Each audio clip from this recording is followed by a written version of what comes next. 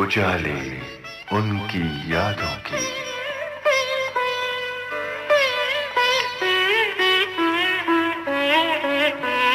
उजाले उनकी यादों की।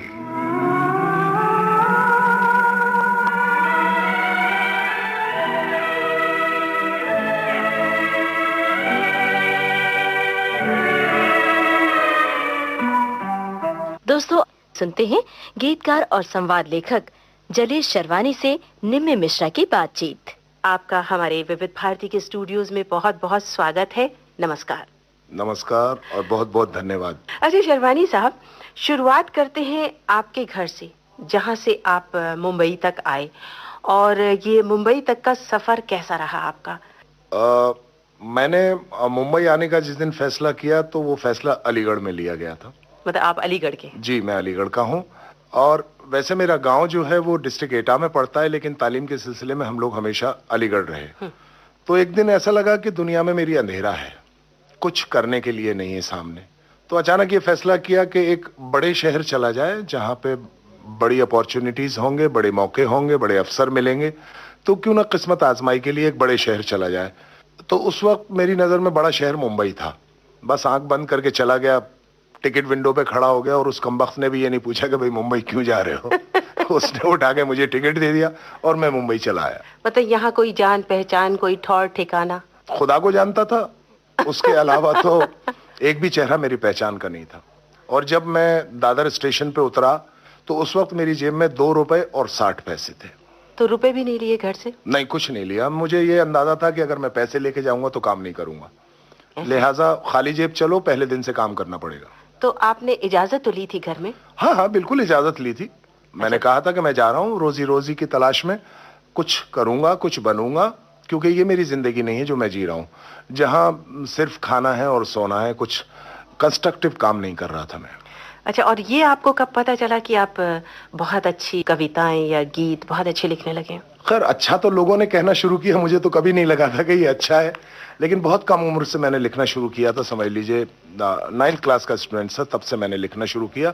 कुछ दिन डर से छुपाया, उसके बाद हिम्मत करके लोगों को सुनाना और दिखाना शुरू किया, और उनके प्रोत्साहन की वजह से मुझे ऐसा लगा कि मैं राइटर हूँ। तो घर में ऐसा माहौल था कि आप अचानक ही लिखने लग गए? नहीं, घर में तो नमाज रोजे का माहौल था। घर से मुझे कभी कोई लेखन के लिए प्रेरणा नहीं मिली। वैसे बहुत प्रेरित किया मेरे माँ बाप ने, स्पेशली मेरी माँ ने। उन्होंने हमेशा यही कहा कि बेटे, जो भी करना है निष्ठा से करना, पूरी लगन से करना, और ऐसा कोई काम मत करना जिससे तुम शर्मिंदा हो। तो आज तक मालिक का करम है, ऐसा कोई कर्म मेरे हाथों नहीं हुआ जिससे मुझे शर्मिंदा होना पड़े। और मैं समझती हूँ कि जिंदगी का यही पाठ बहुत बड़ा है। इसी से आप बहुत कुछ सीख लेते हैं कि आपको ये संस्कार दिए जाएं कि आप जो भी कुछ करिए ईमानदारी से करिए, निष्ठा से करिए। जी, मैं उसे तो गुरु मंत्र मानता हूँ, और माँ से बड़ा कोई गुरु हो नहीं सकता, क्योंकि पहले शब्द ही माँ सिखाती है। माँ ही चलना सिखाती है, माँ ही बाप की पहचान कराती है, माँ ही दुनिया दिखाती है, माँ ही हिम्मत देती है, माँ की ही ममता सब कुछ है। बातचीत का ये हमारा सिलसिला जारी रहेगा। आपकी पसंद का एक गीत हम सुनना चाहते हैं, और हमारे सुनने वाले भी। एस.एच. बिहारी साहब का गीत है, जिसको ओ.पी. नैयर साहब, जो कि मेरे बहुत फेवरेट म्यूजिक डायरेक्टर, और मुझे बहुत स्नेह है उनका प्राप्त है, बहुत प्यार मुझे क्या करते हैं। निराली धुनें बनाते। ओहो हो। फिल्म थी कश्मीर की कली, और गाना था इशारों इशारों में। बड़ा खूबसूरत इशारा, बहुत खूबसूरत गाना। चलिए सुनते।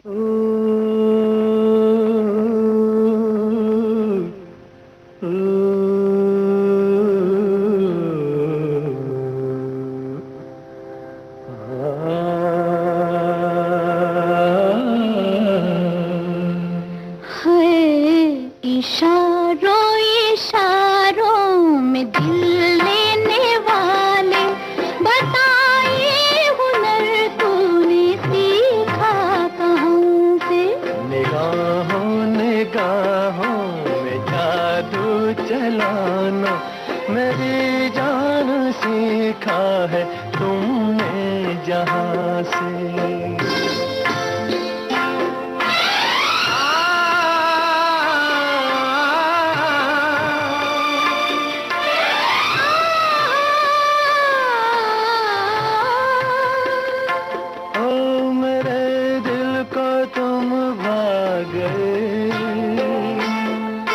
मेरी क्या थी इसमें खता,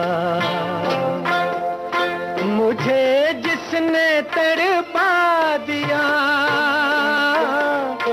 यही थी वो जालिम अदा,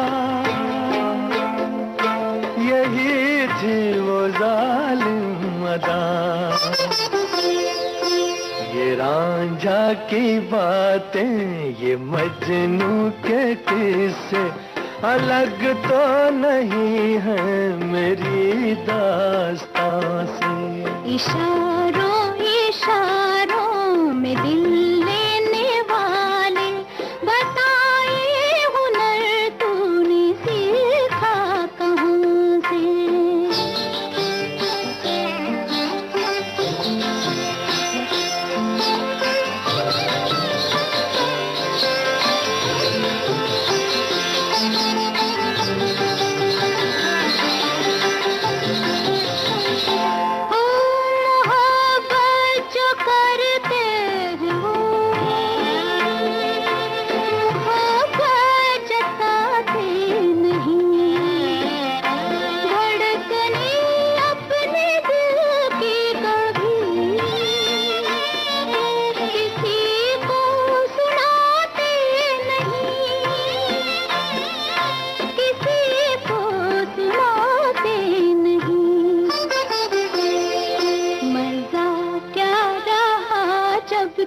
खुद कर दिया हो मोहब्बत का इजहार अपनी जुबान से।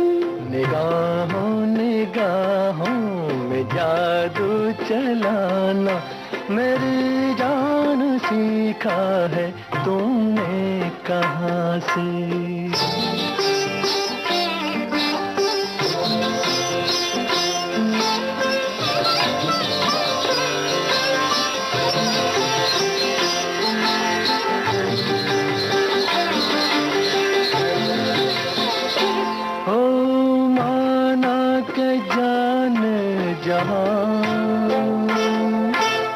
लाखों में तुम एक हो,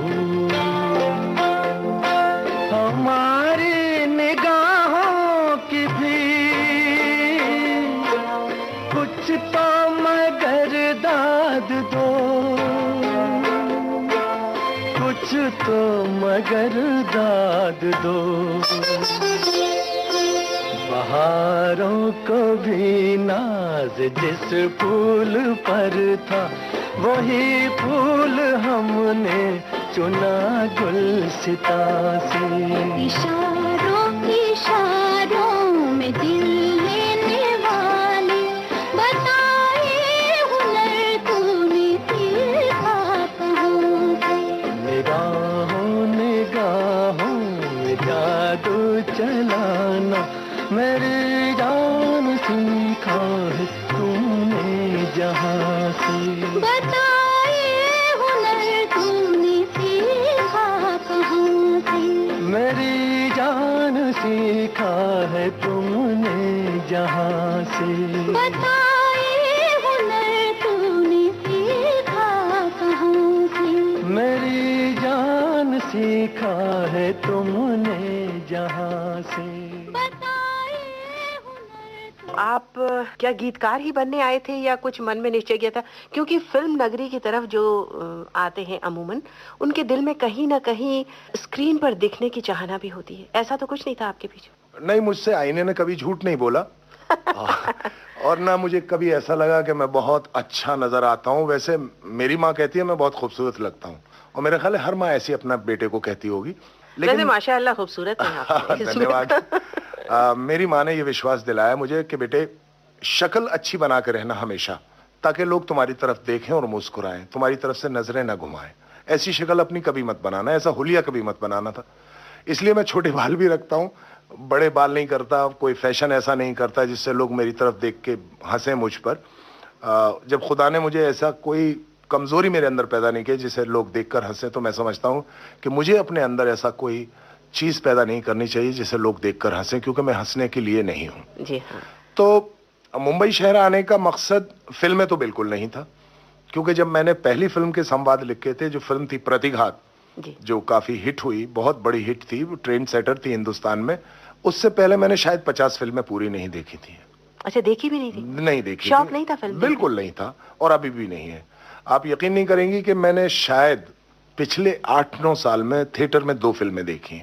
हाँ, जो फिल्म मैं लिखता हूँ उसकी ट्रायल तो मुझे देखनी पड़ती है, वरना प्रोड्यूसर मुझे निकाल देगा।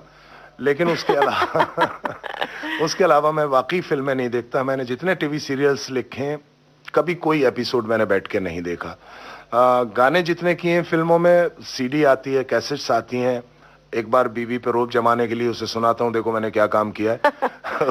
उसके अलावा वो बेचारी जब भी सुनना चाहती हैं सुन लेती हैं, मैं बहुत कम सुनता हूँ। क्यों आपका दिल नहीं करता कि जो आपने लिखा है वो संगीत में ढल के, या जो आपने सीरियल लिखा है या जो फिल्म में डायलॉग्स लिखे हैं, तो वो कैसे उभर के आ रहे हैं सामने, कलाकार उसको कैसे प्रस्तुत कर रहे हैं? दिल नहीं देखिए, एक बार तो देखना ही पड़ता है ट्रायल रो, और उसके अलावा भी अगर कभी इत्तेफाक से एक फिल्म देखनी पड़ती है तो हमें ये मालूम है कि हमने क्या लिखा है, हमें ये मालूम है क्या शूट हुआ है, हमें ये मालूम है किस तरह किस कलाकार ने परफॉर्म किया है।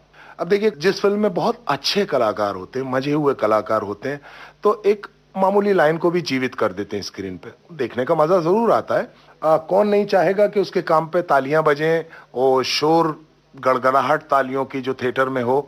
बिल्कुल, बहुत बड़ा उत्साह मिलता है, उससे बहुत बड़ी हिम्मत मिलती है, और ऐसा लगता है कि हमें लोग जानते हैं। क्योंकि इंसान की मेरे ख्याल में सबसे बड़ी समस्या यह होती है कि उसे कौन जानता और कौन नहीं जानता। जितना भी लोगों ने बड़े काम किए, मैंने तो अभी ऐसा कोई काम नहीं किया जिसे बड़ा कहा जाए, लेकिन जितने बड़े लोग गुजरे हैं, जिन्होंने बड़ा काम किया है, उनकी ये जिज्ञासा जरूर रही होगी कि लोग मुझे जानते हैं या नहीं जानते। काम से जानते काम से जानते हैं, नाम काम से बनता है। जी हाँ। तो जो काम किया वो मालूम है, लेकिन उसी काम को अगर बार बार मैं ही निहारता रहूंगा और मैं ही सराहता रहूंगा तो अगला काम कौन करेगा? बहुत अच्छी सोच है आपकी। धन्यवाद। अच्छा, एक बात और कि आप गीतकार तो हैं एस्टेब्लिश, और आप हमारे सुनने वालों को ये बताइए कि और क्या क्या लिखते हैं आप, क्योंकि जैसे आपकी बातचीत से पता चल रहा है तो बहुत कुछ छुपा है जो हमको नहीं पता। हमारे देखिए, बहुत सारी पत्र पत्रिकाओं में मैंने लेख लिखे हैं, उसी से शुरुआत हुई। छोटे छोटे अफसाने, कविताएं, फिर ड्रामे लिखे। मेरी रुचि जो थी वो व्यंग की तरफ रही है हमेशा, तो मैं व्यंगकार के रूप में जाना जाता हूँ। उसी तरह से जब मैं मुंबई आया और मुझे पहली फिल्म मिली, इससे पहले मैं ये बता दूं कि मुझे फिल्म इंडस्ट्री में श्री नक्श लालपुरी साहब लेकर आए, जो कि बहुत ही सुप्रसिद्ध गीतकार हैं, मेरे पिता समान हैं। उनकी वजह से मुझे फिल्मों में एंट्री मिली, और मेरी पहली फिल्म भी जो थी वो पॉलिटिकल सटायर थी, प्रतिघात। उसके बाद मेरे ऊपर ठप्पा लग गया कि कोई पॉलिटिकल सटायर लिखाना है या कोई अंडरवर्ल्ड की फिल्म लिखानी है जिसमें ड्रामेटिक डायलॉग होने चाहिए तो जली शर्वानी को बुलाओ। जब तक मैंने अंदाज सीरियल नहीं लिखा और गाने नहीं लिखे, लोगों को ये खतरा था कि ये आदमी शक्ल से तो रोमांटिक लगता नहीं है, क्या रोमांस लिख पाएगा। जब अंदाज सीरियल में रोमांटिक सीन्स लिखे, या लॉरेंस डिसूजा साहब की मैंने संग्राम जो फिल्म में संवाद लिखे तो वो रोमांटिक फिल्म थी, तब लोगों को ये एहसास हुआ कि नहीं, ये आदमी रोमांटिक भी लिख सकता है। उसके बाद मुझे रोमांटिक फिल्में मिली, जैसे मैंने सलीम अख्तर साहब जो आफ्ताब फिल्म्स की एक फिल्म लिखी है, चांद सा रोशन चेहरा। अच्छा। वो रोमांटिक फिल्म है, उसमें स्टोरी, स्क्रीन प्ले और डायलॉग सब कुछ मैंने लिखा है। तो अब लोगों को ये विश्वास हो गया कि ये रोमांस भी लिख सकते हैं, तो वो जो ठप्पा था मेरे ऊपर वो तकरीबन हट गया है। अच्छा, बातें इसके बारे में और भी करेंगे कि प्रतिघात फिल्म आपको कैसे मिली और अभी कौन सी फिल्में करने वाले हैं, पर गाना आपकी पसंद का जरूर सुनना चाहेंगे। फिर मैं आपसे वही दरखास्त करूंगा कि ओपी नैयर साहब ने एक फिल्म में म्यूजिक दिया था, फिल्म थी बहारें फिर भी आएंगी। बहुत ही खूबसूरत गाने। जी, उसमें अनजान साहब ने एक गाना लिखा था, आपके हसीन रुख पर। आपके हसीन रुख पे आज नया नूर है, मेरा दिल मचल गया तो मेरा क्या कसूर है। आपके हसीन रुख पे आज नया नूर है, मेरा दिल मचल गया तो मेरा क्या कसूर है। आपकी निगाह ने कहा तो कुछ जरूर है, मेरा दिल मचल गया तो मेरा क्या कसूर है।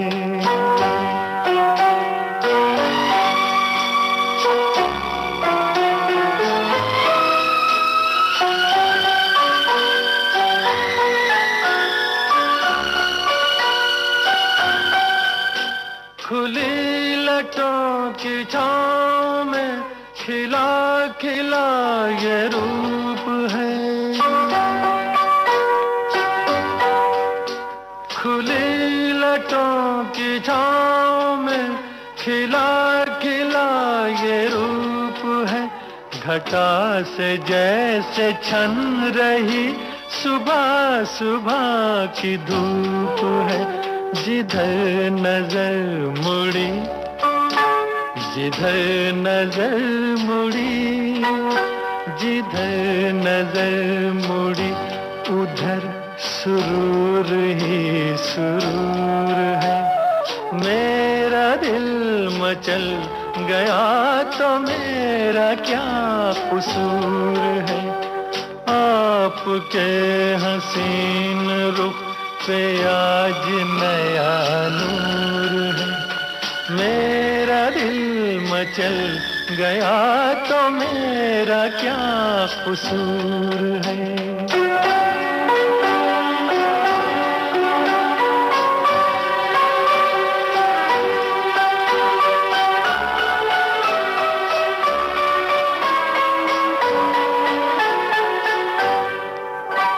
झुकी झुकी निगाह में भी है बला की शोखियाँ,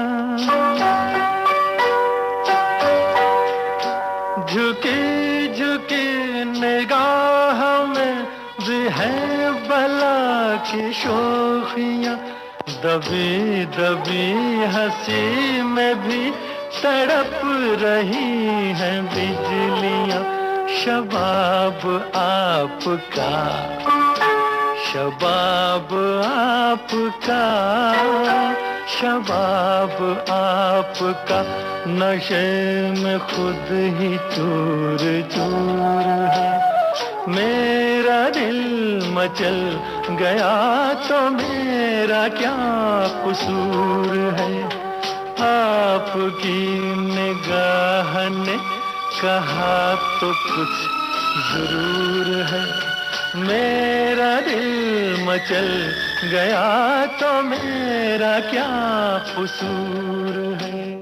आपकी जो पहली फिल्म थी प्रतिघात, वो आपको कैसे मिली और आप उससे इतने एक सफल नाम आपका हो गया फिल्मी दुनिया में, तो वो उसके बाद आपको कैसा लगा और फिल्म कैसे मिली? ये जैसे मैंने बताया कि नक्श लालपुरी साहब के कारण मेरी मुलाकात देवी दत्त साहब से हुई। उनकी एक सीरियल थी अपने पराए, जो 1987 में दूरदर्शन पे आई थी। मैंने उस सीरियल के संवाद लिखे थे। देवी दत्त साहब को बहुत पसंद आया मेरा काम, और उनके जरिए मैं राजश्री में स्वर्गीय सेठ ताराचंद बरजातिया जी और राजकुमार बरजातिया जी से मेरी मुलाकात हुई, और उनके प्रेम और स्नेह और उन्हीं के विश्वास के कारण मुझे फिल्म प्रतिघात मिली। प्रतिघात लिखने के बाद जब वो फिल्म रिलीज हुई तो बहुत सफल फिल्म थी। उसके बाद लोगों को लगा कि एक अच्छा नया राइटर मिला है। उसके बाद मुझे फिल्में मिलना शुरू हो गई, काम करता रहा। सच मानिए, मुझे इतनी तेजी से कामयाबी पाने की न तो उम्मीद थी और ना कोई ऐसा विश्वास था कि मैं जाते ही पहाड़ खोद डालूंगा और झंडे गाड़ दूंगा। ऐसा कुछ नहीं था। मुझे लगता था मैं काम करूंगा क्योंकि मैं भाषाएं जानता हूं, मेरे पास विचार हैं, मेरे पास अभिव्यक्ति है, मैं अपने आप को एक्सप्रेस कर सकता हूं और ढंग से एक्सप्रेस कर सकता हूं। मेरा स्कूल ऑफ थॉट जो है वो डिफरेंट है, और मैं आम घटिया किस्म की बातें नहीं करना चाहता हूं, ना लिखना चाहता हूं, ना मैं उससे सहमत हूं अगर कोई ऐसा करता है तो। जो भी हो, क्योंकि उत्तरदायित्व है एक कलाकार पर, एक राइटर को समाज के प्रति एक उत्तरदायित्व होता है। देखिए, हम जो परोसते हैं वो लोग खाते हैं। जब हमारे घर में कोई मेहमान आता है तो वो अपनी चॉइस नहीं बताता है, आप जो भी उसे परोस देते हैं वो खा लेता है। इसी तरह कलाकार जब किसी भी कला का प्रदर्शन करता है, वो लेखन हो, चित्रण हो, जो भी हो, उसकी अपनी अभिव्यक्ति होती है। तो ऑडियंस या श्रोता या दर्शक वो ही देखते हैं जो हम दिखाते हैं। तो हमें ये सोचना चाहिए कि हम ऐसा कुछ ना दिखाएं जिसमें समाज में किसी प्रकार की विकृति पैदा हो। ये हमारा उत्तरदायित्व है। मैं समझता हूं ये मेरी जिम्मेदारी है। मैं ऐसा कोई काम ना करूं जिसमें समाज में एक भी आदमी प्रभावित होकर कोई गलत कदम उठाए। आपने बहुत अच्छी बात कही। हम समझते हैं कि हमारे सुनने वाले इस बात पे जरूर ध्यान देंगे। और अब हम ध्यान देंगे आपकी पसंद के एक गीत पे। कौन सा है? अनाड़ी, जिसमें आनंद मिलिंद साहब ने म्यूजिक दिया था। समीर भाई ने ये गाना लिखा था। फूलों सा फूलों चेहरा सा चेहरा तेरा। वाह वाह, क्या गाना है, और ये गाना बड़ा मशहूर हुआ। जी। फूलों सा चेहरा तेरा, कलियों की मुस्कान है।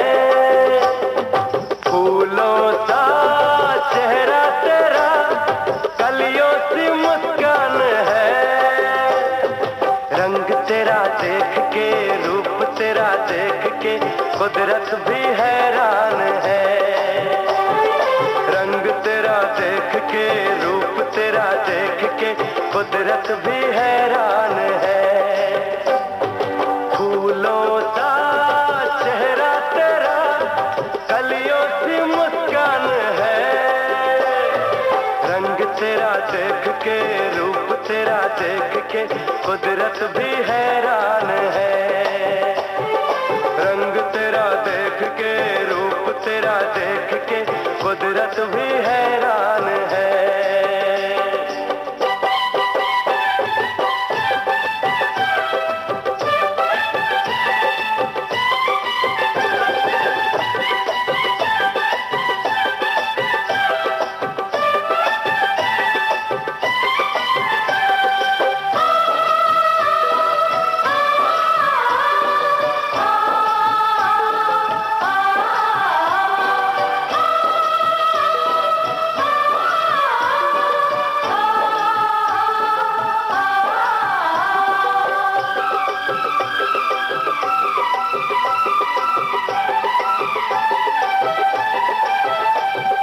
हिरनी के जैसी आंखें हैं तेरी, बुलबुल के जैसी तेरी चाल है।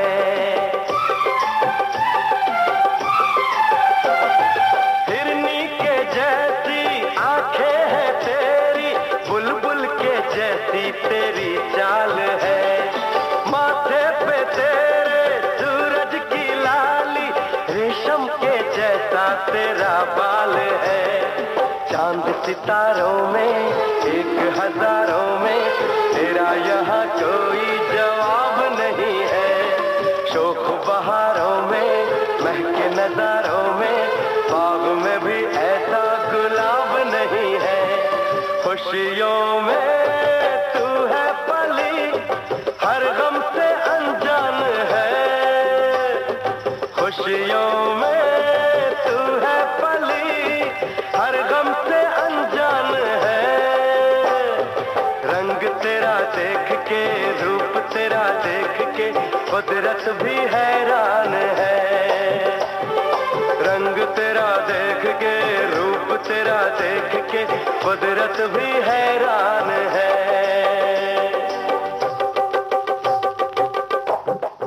शेरवानी साहब, मैं ये कह रही थी कि जो गीतकार होते हैं जी। या डायलॉग लिखते हैं, मतलब जी। जो भी लेखन का काम फिल्मों में करते हैं, जी।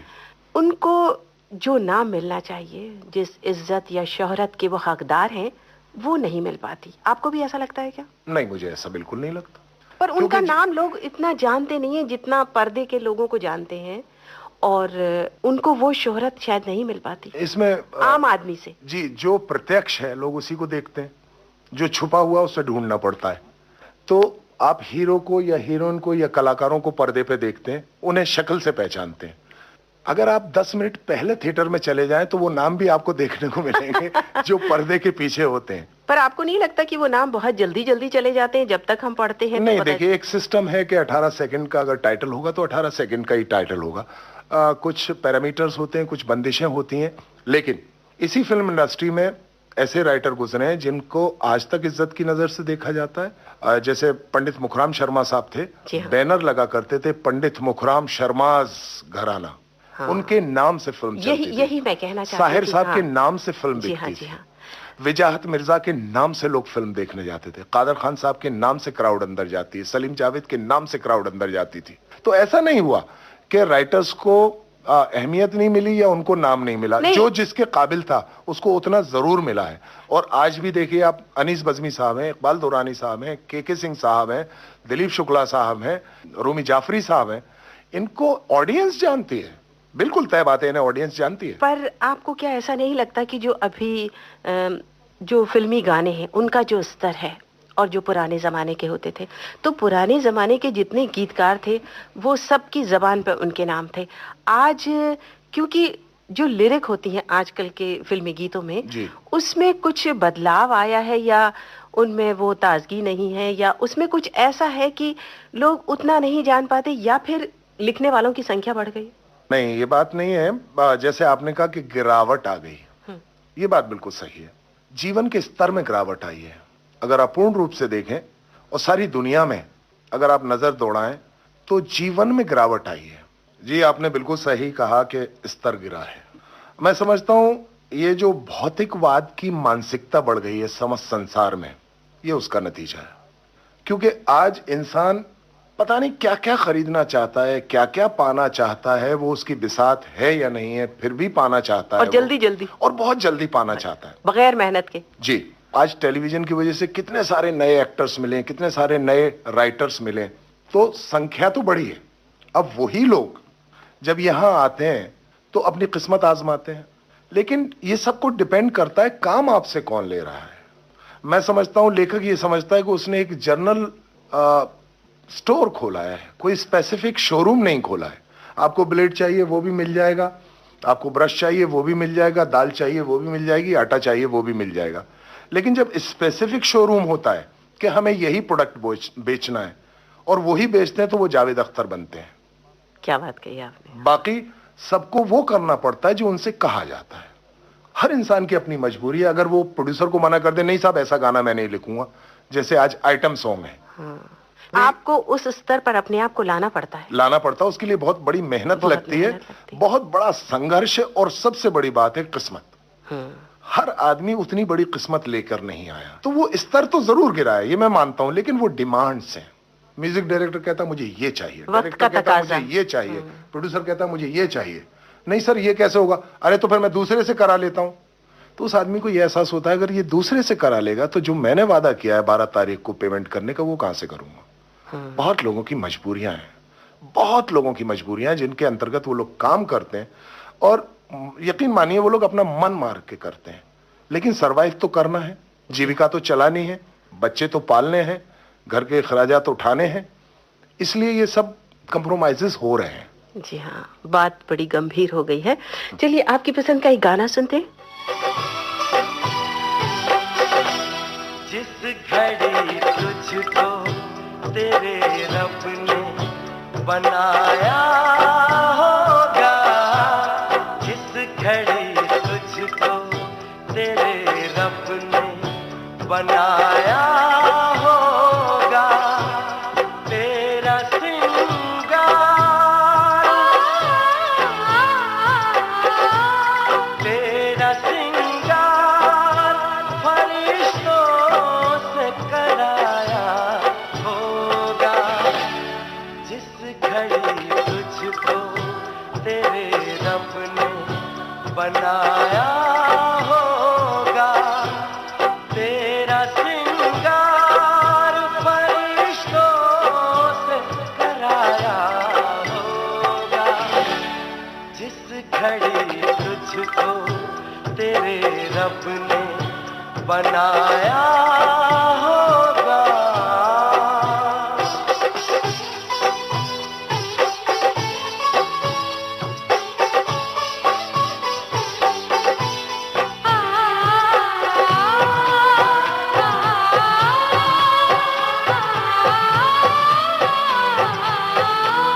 तेरी जुल्फों को घटाओं में भिगोया होगा, तेरी आँखों को शराबों में डुबोया होगा, तेरे होठों पे गुलाबों को निचोड़ा होगा, चांद के नूर से इस जिस्म को धोया होगा, सारी हूरों ने, सारी हूरों ने तुझे मिलके सजाया होगा, जिस घड़ी तुझको तेरे रब ने बनाया होगा।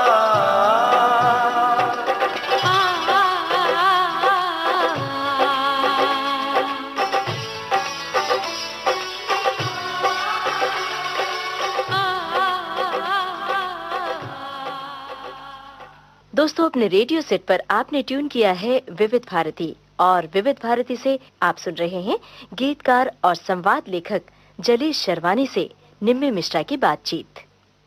शेरवानी साहब, अभी आपने इस गीत के पहले बात की कि बहुत सी मजबूरी में ना चाहते हुए भी अपना घर बाहर चलाने के लिए, रोजी रोटी चलाने के लिए बहुत सी कॉम्प्रोमाइजेस करने बिल्कुल पड़ते। सच्ची बात है। तो इस फिल्मी दुनिया में क्या आप मानते हैं कि काबिलियत ज्यादा मायने रखती है कि आपका जो पीआर है या आपकी जो जान पहचान है? देखिए, इसमें कई चीजें काम करती हैं। एक आदमी में प्रतिभा होती है, लेकिन उसकी पहुंच सही नहीं होती। काम बहुत देर से मिलता है, लेकिन स्थायी होता है। एक आदमी की पहुंच बहुत कमाल होती है, प्रतिभा नहीं होती, उसे काम जल्दी मिलता है पर उसमें स्थायित्व नहीं होता, उसे बहुत जल्दी वापसी का टिकट मिल जाता है।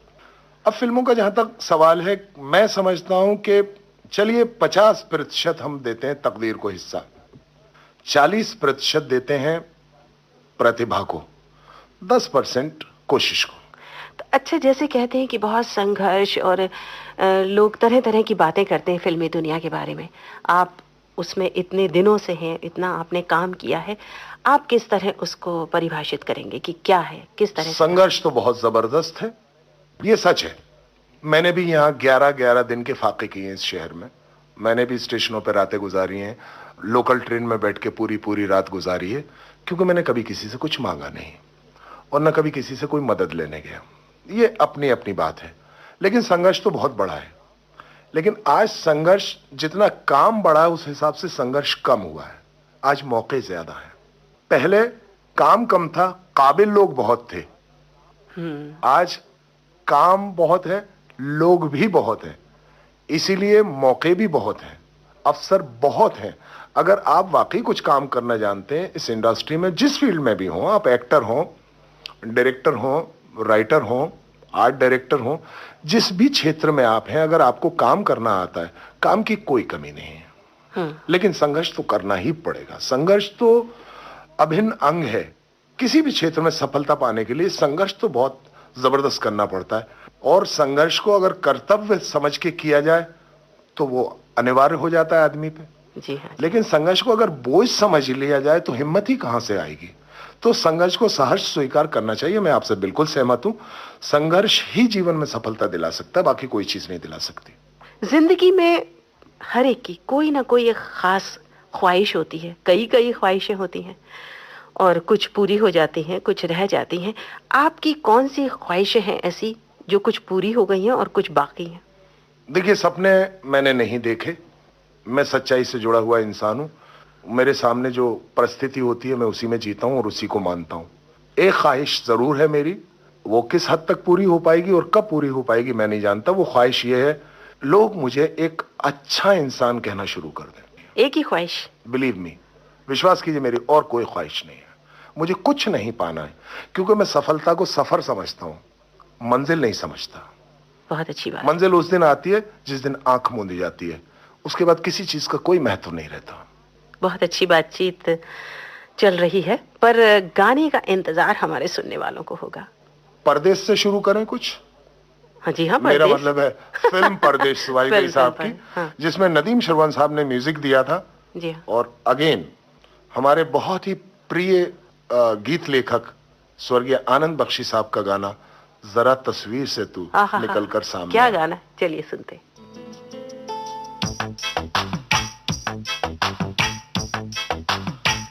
किसी रोज तुमसे मुलाकात होगी, मेरी जान उस दिन मेरे साथ होगी, मगर कब न जाने ये बरसात होगी। मेरा दिल है प्यासा, मेरा दिल अकेला, जरा तस्वीर से तू निकल के सामने आ, मेरी महबूबा, मेरी तकदीर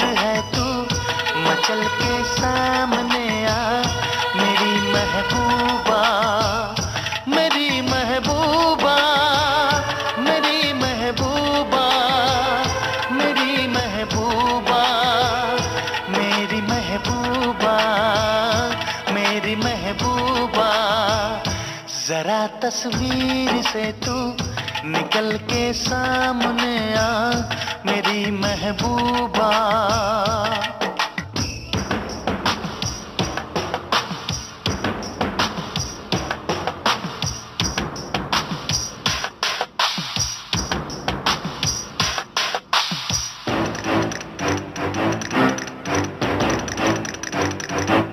Obla di di di, obla da da da, obla do do do, what to do? Obla di dum, obla da da, obla do dum, we love you.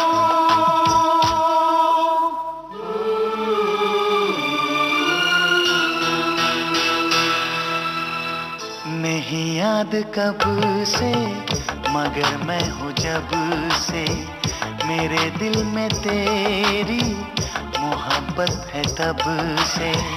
मैं शायर हूँ तेरा, तू मेरी गजल है, बड़ी बेकरारी मुझे आजकल है, बड़ी बेकरारी मुझे आजकल है, मुझे आजकल है।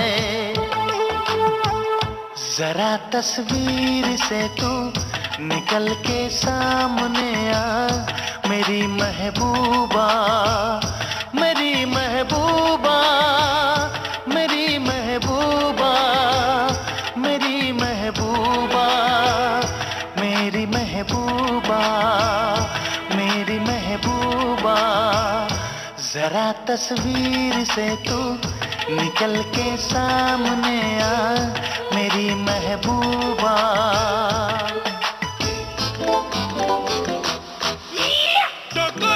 Corre, mustaquero, como te pasa, remucarrero, las Rebeca tengo, ya me cajaste lo haga y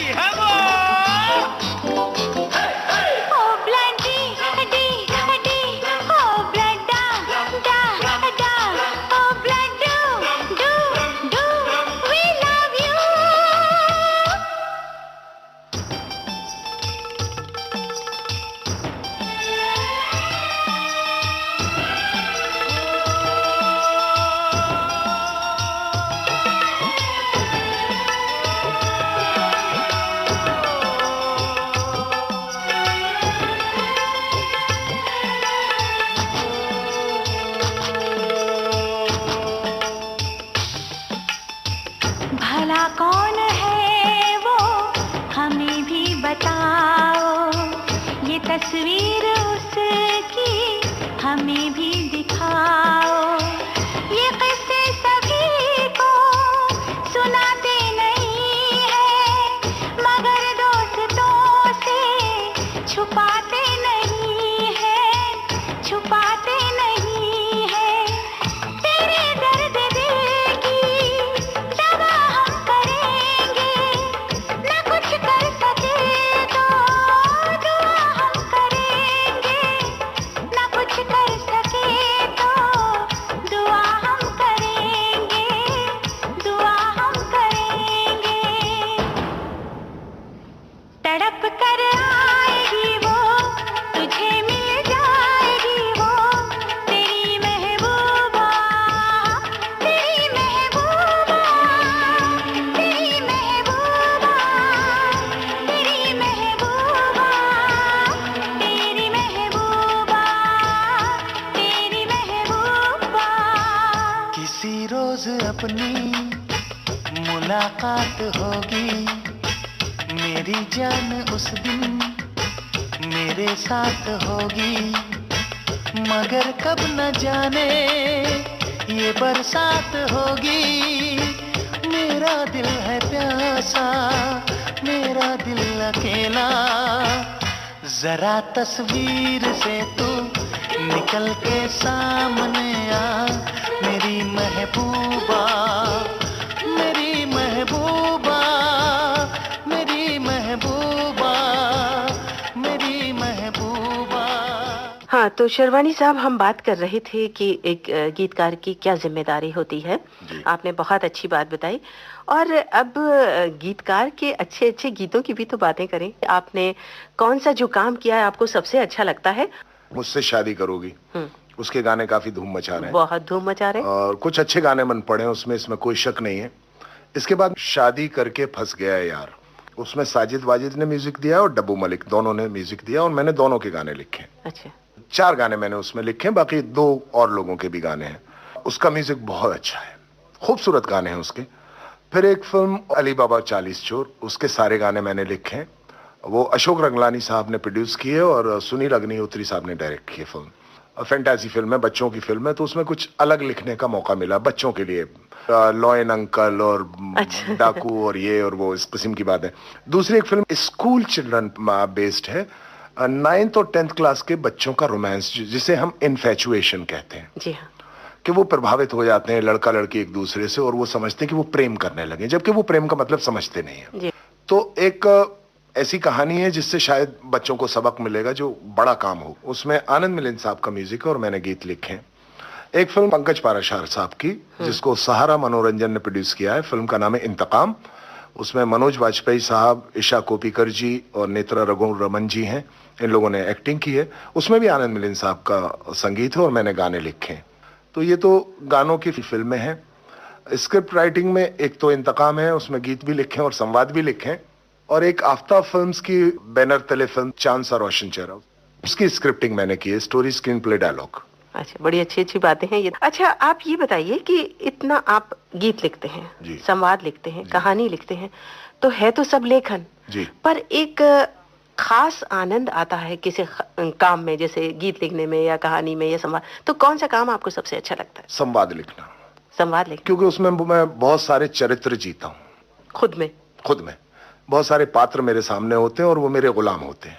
उनकी मतलब आप जो चाहें उनसे करवा सकते हैं। जी, उनकी नकेल मेरे हाथ में होती है, मैं उन्हें शब्द दूंगा तो वो बोलेंगे, और वो शब्द देना मेरे हाथ में होता है। मैं किस प्रकार की भाषा उन्हें देना चाहता हूँ, कैसे शब्द देना चाहता हूँ, कितनी अच्छी बातें उनसे बुलवाना चाहता हूँ, कितने गंदे डायलॉग उनसे बुलवाना चाहता हूँ, विलन वगैरह, वो सब मेरे हाथ में होता है। तो मुझे लगता है कि मैं कंट्रोल में, आई एम इन कमांड। ये सारे चरित्र मैं जीता हूँ, और मैं लिखते समय चीखता भी हूँ, रोता भी हूँ, बुरी बुरी बातें भी करता हूँ। जब विलन का नाम आता है तो उसे 2-4 गालियां भी दे डालता हूँ। मैं वो चरित्र जी के ही संवाद लिखता हूँ, इसलिए शायद संवाद में असर लोग कहते हैं कि है। नहीं है ना, बिल्कुल। पर अभी कुछ बात गीत की करते हैं, फिर मैं आपसे लिखने के बारे में और कुछ बात करना चाहती हूँ। चलिए, तो फिर एक अच्छा गाना सुनवा दीजिए ना। अरे आप सुनवाएंगे, आप बताएंगे, हम सुनवाएंगे। समा है सुहाना सुहाना। बिल्कुल, समा बहुत सुहाना है।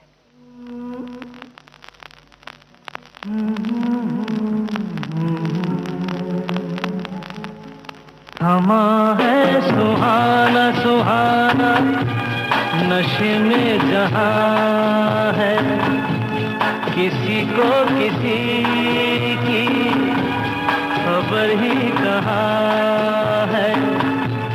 हर दिल में देखो मोहब्बत जवां है।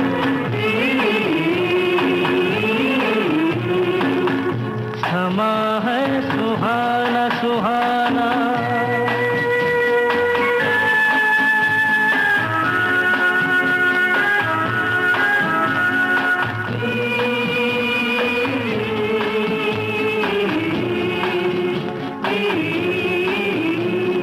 कह रही है नजर नजर से अफसाने,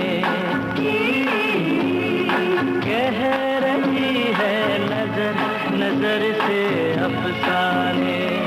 हो रहा है असर कि जिसको दिल जाने।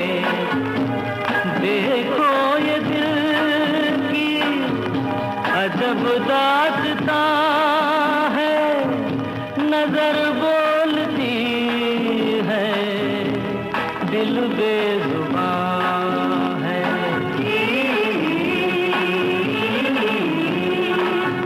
समा है सुहाना सुहाना,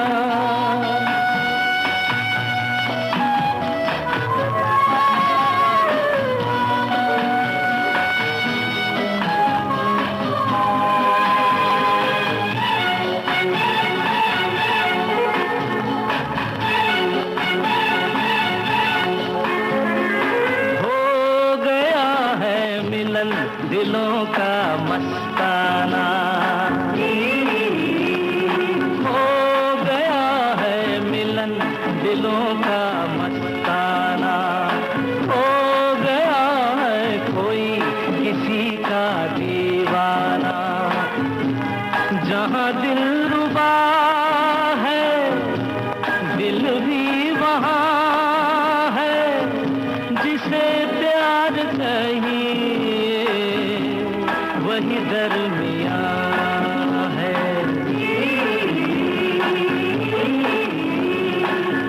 समा है सुहाना सुहाना, नशे में जहाँ है, किसी को किसी की खबर ही कहाँ है। हर दिल में देखो मोहब्बत जवां है।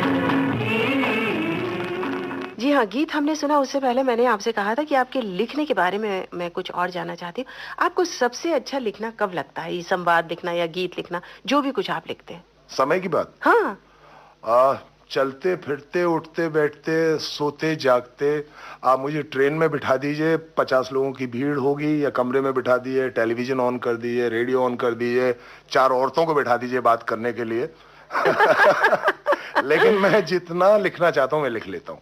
मतलब कोई ऐसा खास नहीं, मुझे कोई चीज डिस्टर्ब नहीं करती। जब मैं काम करना चाहता हूँ कोई शोर, कोई भी बात मुझे डिस्टर्ब नहीं कर सकती।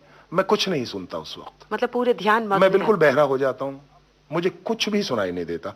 अब आप विश्वास नहीं करेंगे, जो होटल में डिस्को के बाहर बैठ के मैंने गीत लिखे हैं, और डिस्को में जिस किस्म का म्यूजिक बजता है और जितना शोर होता है उसका आप अंदाजा लगा लें, लेकिन मुझे वो म्यूजिक बिल्कुल सुनाई नहीं देता। मैं वो करता रहता हूँ जो मैं करना चाहता हूँ।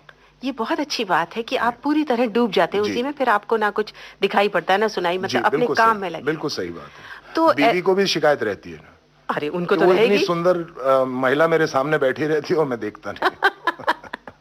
अच्छा, अब आपने बात बीवी की चलाई है तो आप अपने परिवार के बारे में भी तो कुछ बताइए। मेरा जो अपना परिवार है, जी हाँ, मैं और मेरी बीवी, जी, वो मेरी बेटी, मैं उसका बेटा, बाकी कुछ नहीं है। मतलब बच्चे नहीं है। अच्छा, और आप जहाँ से आए हैं घर में आपका कौन सा नंबर है? कितने भाई बहन है?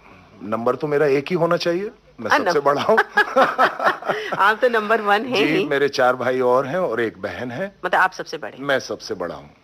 तो उन लोगों को कैसा लगता है कि आप इतनी शोहरत पा रहे हैं, नाम मिलता है, तो कैसा लगता है आपको? मुझे ऐसा लगता है कि मैं इन लोगों से अलग क्यों हो गया, मैं इन जैसा क्यों नहीं रहा। क्योंकि जितने सुख से वो लोग हैं, जितनी शांति उनके पास है, मेरे पास नहीं है। मुझे ये लगता है कि मैं किस लालसा में चला गया था, मैं क्या पाना चाहता था, क्या मैं हो गया, मैं इन जैसा क्यों नहीं रह गया। ये लोग तो मुस्कुरा लेते हैं, ये लोग तो हंस लेते हैं, ये लोग परिवार के साथ रहते हैं, अपनों में रहते हैं, अपने आप में रहते हैं। मैं दूसरों का हो गया, ऐसा लगता है मुझे। आप जब लिखते हैं तो हमारे बहुत से सुनने वाले ऐसे हैं जो अभी प्रोग्राम सुन रहे होंगे, जो कुछ काबिलियत रखते हैं, लिखना जिनको आता है, या किसी किसी के सपने हैं कि वो इस दुनिया में आगे बढ़ना चाहते हैं, तो उनके लिए आप क्या कहना चाहेंगे? मैं तो यही कहूंगा कि दोस्तों, अगर आपके पास प्रतिभा है और संघर्ष की शक्ति है तो उठाइए बोरिया बिस्तरा। पर अपने को जानना बहुत जरूरी है। वही तो मैंने कहा, आपकी प्रतिभा का आंकलन करिए। अगर आपके सौभाग्य से आपके पास कुछ अच्छे दोस्त हैं या घर वाले हैं तो उनसे पूछिए कि क्या मैं वाकई इस काबिल हूं, मैं सक्षम हूं ऐसा सब कुछ कर पाने में, और उनसे राय मशवरा करके। मतलब सलाह मशवरा तो बहुत जरूरी है, क्योंकि आप अपने बारे में जब भी फैसला करते हैं तो आप अपनी साइड लेते हैं, वो बहुत गलत बात होती है। क्योंकि आपको ये लगता है कि आप तो बहुत ग्रेट हैं, आप जो करते हैं वो बहुत कमाल करते हैं, दूसरे बताते हैं कि नहीं आप इडियट हैं, आपने कोई कमाल नहीं किया। हाँ, तो सबकी राय सबकी राय बहुत जरूरी है, अपना आंकलन बहुत जरूरी है। प्रतिभा के बारे में कि आपने किस प्रकार की प्रतिभा है और कितनी प्रतिभा है, आपको अपनी उड़ान का अंदाजा होना चाहिए, अपनी शक्ति का अंदाजा होना चाहिए, और संघर्ष के लिए तैयार रहना चाहिए, हर प्रकार के संघर्ष के लिए। उससे डर के कभी सफलता नहीं मिलेगी। अगर आप संघर्ष से डर गए तो मैं हर उस आदमी को दावत देता हूं जिसके अंदर कोई कला है कि उस कला का प्रदर्शन करें। हाँ, मतलब वो कला छुपी ना रह जाए, दबी ना रह जाए। देखिए कितने कलाकार हमारे यहाँ, कितने बड़े बड़े लेखक और चित्रकार गुमनामी के अंधेरों में डूबे रह गए, क्योंकि उन्होंने कभी कोशिश नहीं की उस गुमनामी से निकलने की, उस अंधेरे से निकलने की। तो आप समझ लीजिए कि समाज का और संसार का कितना बड़ा नुकसान हुआ है। पता नहीं उन लोगों ने क्या लिखा होगा, क्या बनाया होगा। अगर वो समाज के सामने आता तो कितनी कमाल की बातें लोगों को पता चलती। तो जो लोग गुमनामी के अंधेरों में डूबे रहते हैं वो तो बहुत बड़ा जुल्म करते हैं, नुकसान करते हैं समाज का। उस चीज को बाहर आना चाहिए, लोगों के सामने आना चाहिए, लोग समझें, देखें, शायद वो चीज प्रभावित करे लोगों को, प्रेरित करे लोगों को कुछ करने के लिए। तो वो जुल्म करके, क्योंकि उनमें हिम्मत नहीं रही, या वो अपनी कुटिया में मग्न रहने वाले लोग हैं कि हम तो यहीं ठीक है, हम क्यों जाएं। एक मास्टरी की नौकरी कर रहे हैं, 2,500, 3,000, 5,000 रुपए महीने में आते हैं। भाई कौन जाएगा यार मुशायरा पढ़ने, कौन जाएगा कभी सम्मेलन में। मतलब जो काबिलियत है उसको जमाने को दिखाना चाहिए। बिल्कुल दिखाना चाहिए, इसीलिए तो भगवान ने वो काबिलियत दी है इंसान को, उसको दुनिया के सामने आना चाहिए। इसीलिए तो भगवान कोई ना कोई कला देता है कलाकार को। और कला, अगर वो कला घर में ही रह जाए तो कला कहाँ हुई। जी हाँ, जी हाँ। फिर तो रोटी बनाना, सब्जी बनाना सीख लीजिए, वो भी कला है। अच्छा खाना बनाना भी तो एक कला है। जी हाँ, जी हाँ।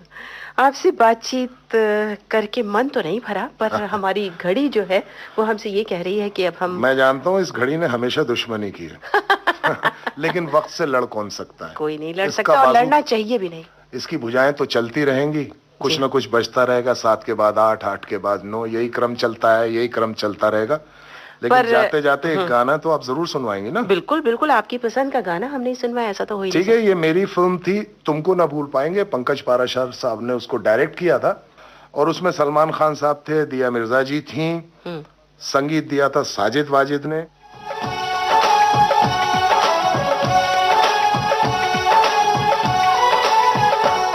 क्यों खनके तेरी चूड़ी, क्यों चमके तेरी बिंदिया,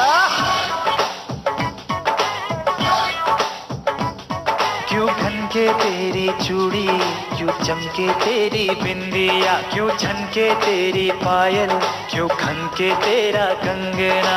मेरी चूड़ी मेरी बिंदिया, मेरी चूड़ी मेरी बिंदिया, मेरी पायल कंगना।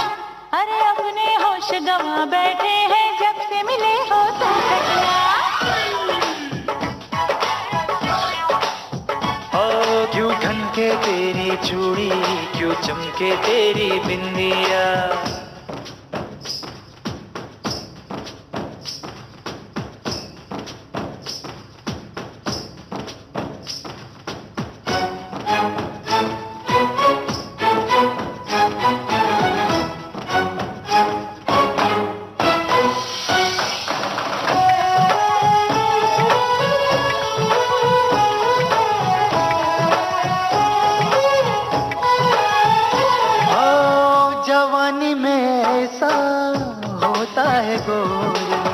खनकता है कंगना, बजती है चूड़ी, मोहब्बत न समझे कहता है अनाड़ी, मोहब्बत नहीं तो कैसी जवानी। रब ने बनाई है जोड़ी हमारी।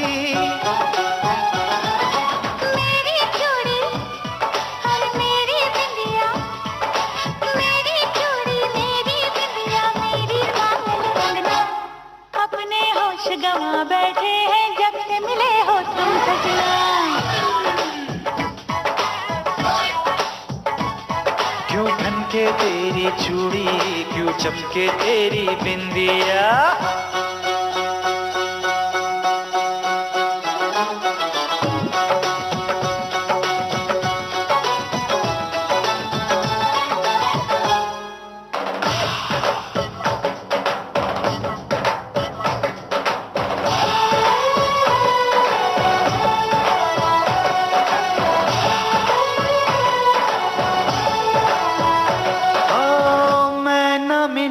तो कैसे जियोगी अपनी मोहब्बत किसको कहोगी।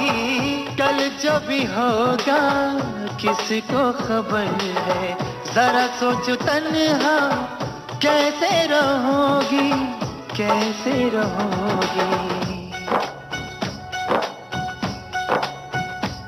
मैं तो मर जाऊंगी,